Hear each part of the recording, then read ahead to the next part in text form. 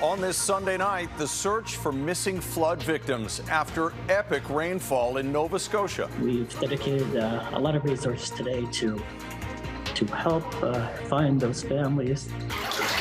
And the long recovery ahead for swamped residents. This was down my barn down there, and it was fully submerged in water.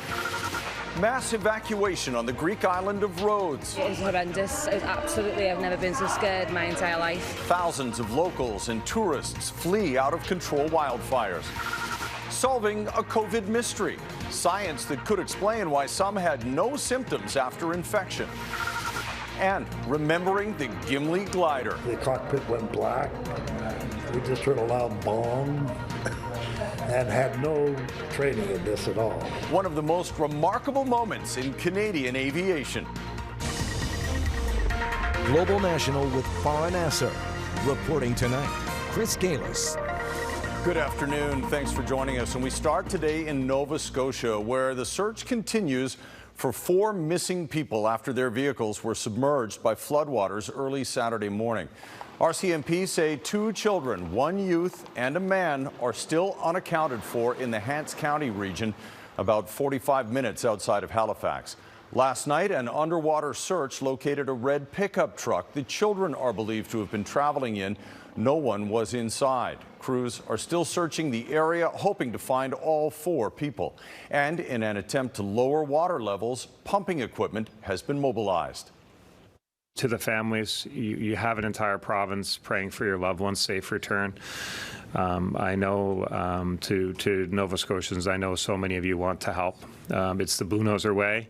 But again, given the treacherous conditions, the RCMP continues to ask people to stay away from the area. Nova Scotia Premier Tim Houston says hundreds of people are still evacuated, and the province has submitted a request for federal assistance. Callum Smith joins us now with the latest on the destruction. It's up in the joists, up here, about this high up. You can see the mark here, and that's about 2 inches from my floor. That's how high the water was in Gary Hutchins' basement. The 79-year-old Brooklyn, Nova Scotia native is now stuck trying to deal with the mess. And this stuff, well, you know, I gather up all your life, right? My water pump's shot, hot water tank's done, water softener's done, the washer dryer's done, that freezer full of food's done. The furnace is done. Well, I'd say the furnace is done. He's not alone. Homes like this one, battered by the storm. While heavy rainfall was predicted, no one expected this. More than 250 millimeters of rain in some areas in less than 24 hours. The Joint Rescue Coordination Center sharing this video of crews working in the worst elements in the name of public safety. That's something ground search and rescue crews are up against too. We've been doing wellness checks, evacuations of river valleys, and flood watch. And now we're involved in an active search for missing individuals. One of the biggest challenges for crews ahead in the days and weeks is rebuilding infrastructure like this bridge that has washed out behind me on the Evangeline Trail. On the infrastructure side, Premier Tim Houston saying Sunday afternoon that 25 bridges have been compromised, 6 destroyed. Only realizing some of the storm's impacts. After touring some of the impacted areas last night, and again this afternoon, all I can really say is thank you to our incredible first responders. They're taking very heroic measures, and they're entering into dangerous situations to keep us safe. Meanwhile, in Bedford, cars remain submerged after the local mall took a beating. Sunday, cleanup efforts were underway with water levels receding. But back in Hants County, that challenge is just beginning. You're just discouraged. It's just one piece at a time. Well, I've seen it all on TV before, but I never thought it happened to me. A daunting task ahead as people try to rebuild and repair. Callum Smith, Global News, Brooklyn, Nova Scotia. In BC, efforts are ramping up to combat the province's historic wildfire season, with more international help on the way. In Abbotsford, the BC government welcomed another batch of firefighters arriving today from Brazil. That's on top of more than 500 international firefighters who have already stepped in to help thousands of local personnel across the province. There are nearly 500 active fires burning across BC in what's now the most destructive wildfire season on record. More than half of those fires remain out of control. And out-of-control wildfires in Greece have displaced thousands of people. On the Isle of Rhodes, authorities say they carried out the largest peacetime evacuation in the country's history. More than 3,000 locals and tourists fled for safety as intense flames, fanned by extreme heat, approached towns and resorts. As Redmond Shannon shows us, many people were forced to sleep on beaches or streets. Lining up on a beach in the middle of the night, with flames lighting up the sky just behind them. Thousands of tourists waiting for help after fleeing hotels on the island of Rhodes. At about 3 o'clock in the afternoon, we could see flames coming over the top of the forest in Rhodes. It is horrendous. It was absolutely, I've never been so scared my entire life. Vacationers like these are the lucky ones. They managed to find a bed. Others slept on beaches or streets with nighttime temperatures hovering above 30 degrees. The smoke was coming, so we all set off on foot. I walked 12 miles in this heat yesterday. It took me 4 hours, along with 700 or 800 other people. The chaotic evacuation effort on an island that can often have more tourists than residents. The fire department says 3,000 people were taken off the island by sea. A further 16,000 moved elsewhere within the island. The largest evacuation of its type in Greek history, with no injuries reported. Greece relies heavily on tourism, supporting a fifth of its economy. The safe movement of visitors sits in contrast to the deaths of hundreds of people in the migrant ship disaster in Greek waters last month. An investigation continues into the role Greek authorities played in the sinking. On Rhodes, there is little sign of the fires abating as the forecast remains sweltering in a record-breaking heatwave baking countries across southern Europe. Some tourists have decided to leave voluntarily to beat the rush should their hotels be threatened too. I'll try to find a flight, but it's fully booked, everything. But Rhodes residents who have lost their homes have nowhere to go. Climate change is driving hotter and hotter summers in Greece, the heat making wildfires more frequent and potentially reshaping where and when tourism is tolerable. Redmond Shannon, Global News, London. And more wildfires have also prompted new evacuation orders on the Greek island of Corfu. At least 18 regions there are impacted. Meanwhile, temperatures reaching 52 degrees Celsius south of the border today. According to the National Weather Service, California is seeing the highest temperatures nearing 130 degrees Fahrenheit. Excessive heat warnings are in place there, as well as parts of Florida, Arizona, Utah, and Nevada. The record-breaking heat will continue throughout the weekend. Temperatures, while still hot, are expected to come down a bit next week, closer at least to the average. Odessa takes a pounding. Coming up, the World Heritage Site targeted by Russian forces and how locals rushed in trying to save it. Plus, miracle landing, how hero pilots saved the day 40 years ago when their passenger jet ran out of fuel over Manitoba.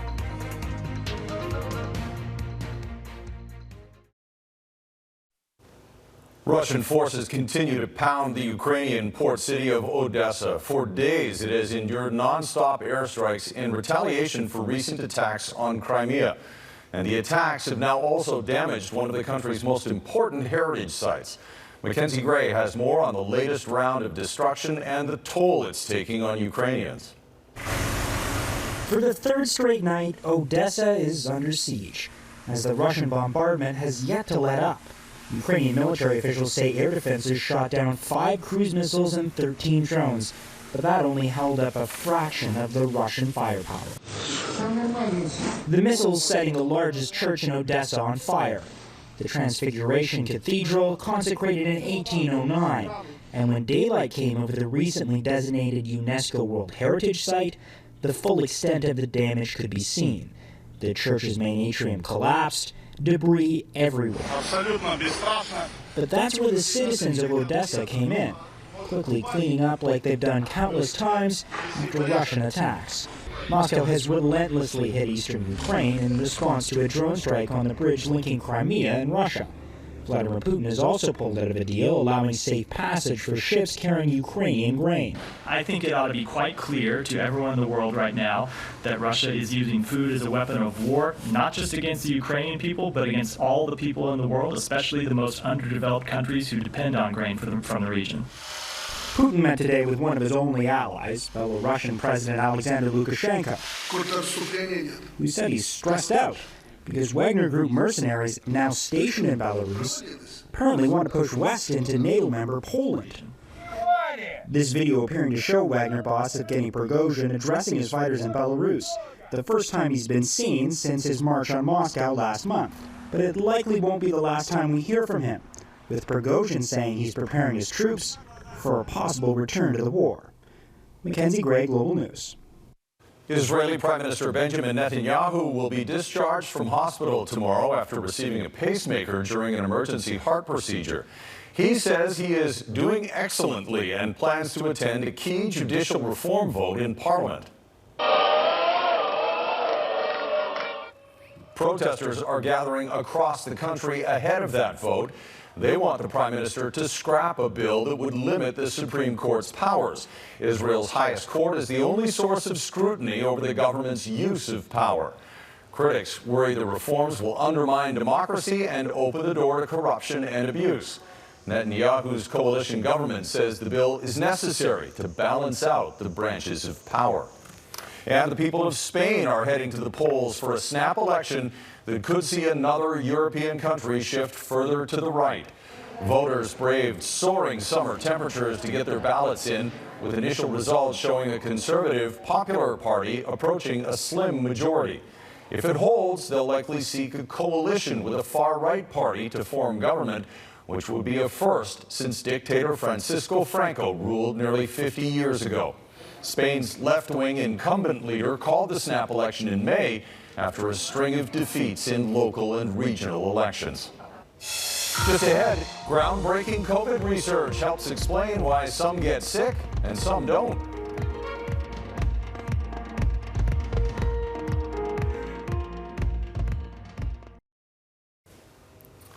COVID-19 made an irreversible and ongoing impact on the world. Millions of people have died from the virus or were hospitalized, while others are dealing with long COVID. But there are still a lot of questions about the virus, including why some of the infected never exhibit symptoms. As Elizabeth Zogalis reports, a recent study reveals it could all come down to your genetics. Nearly 30,000 people were selected for the study between February 2020 and April 2021. They were selected from a bone marrow donor database. The study published in Nature Science Journal on Wednesday found that those who contracted COVID-19 and didn't get sick may have a mutated gene that assists the immune system during early infections. Researchers discovered individuals with a mutated human leukocyte antigen gene are more than twice as likely to not get sick from the virus, and those who had 2 copies of the gene were more than 8 times more likely to remain asymptomatic. However, the gene variant does not stop the virus from entering the body, but it prevents people from developing cold and flu-like symptoms.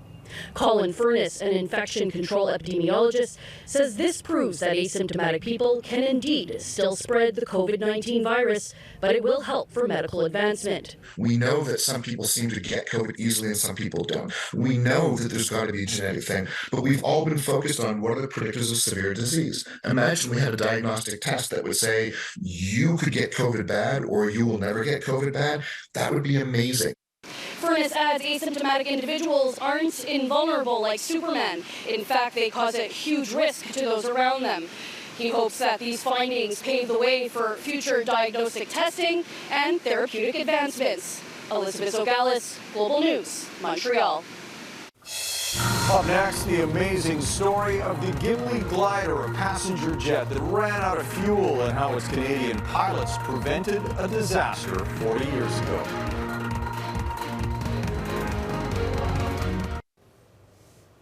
The Barbenheimer craze has taken theaters by storm as 2 blockbusters smashed box office records this weekend. Barbie, the movie based on the titular doll, has grossed a staggering $337 million since debuting a few days ago, marking this year's largest movie opening worldwide. Oppenheimer, the epic about the inventor of the atomic bomb, also earned more than $170 million, one of the biggest debuts for an R-rated biographical film ever. The surge is being fueled by glowing reviews and fan-driven double features inspired by the wildly different movies releasing on the same day. Well, 40 years ago, Canadians were gripped by an unforgettable moment in our aviation history. A passenger jet on its way to Edmonton had just run out of fuel 29,000 feet over Manitoba due to a refueling error. It could have been disastrous, but as Global's Catherine Dornian reports, skilled pilots turned the powerless aircraft into what became known as the Gimli Glider, an event the community still remembers today. 40 years ago today, a small Manitoba town witnessed an incredible feat of aviation. A Boeing 767 made an unexpected landing at the Gimli racetrack. The cockpit went black.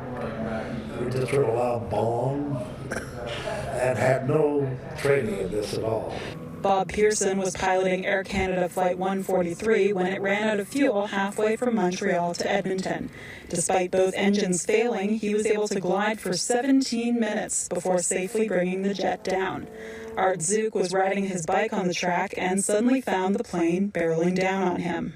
It all happened so quickly that we didn't really have time to process what was going on. We were 14 and 11 at the time, so we weren't processing information that well anyway. And we didn't perceive that there was anything dangerous. Afterwards, it was a rush to help and put out the fire in the cockpit. We were all frozen for a second or two, and then a little smoke started drifting out of the nose gear compartment. So we immediately sprung into action, grabbed some fire extinguishers, and started running towards the aircraft. I told my dad, I'm like, hey, what's with the airplane? I was like 13, and he's like, it's an airport. And I'm like, I know it's an airport, Dad. Look at that plane. Despite everything, all 61 passengers and 8 crew escaped with no serious injuries. 40 years later, area residents call it the event that put Gimli on the map. It's a story that keeps on delivering joy, especially for Captain Pearson. He met his partner Pearl, who was a passenger, at the 30th anniversary event. We've been together for 10 years, so we're celebrating our 10th anniversary and the 40th anniversary on the same day. A celebration of success despite all the odds that will keep being told in Gimli for many more decades. Catherine Dornian, Global News. And that is Global National for this Sunday night. I'm Chris Galis. Thanks very much for watching. Tonight's Your Canada is Lund, BC. Donna Friesen will be back on the desk tomorrow. Hope you have a great evening.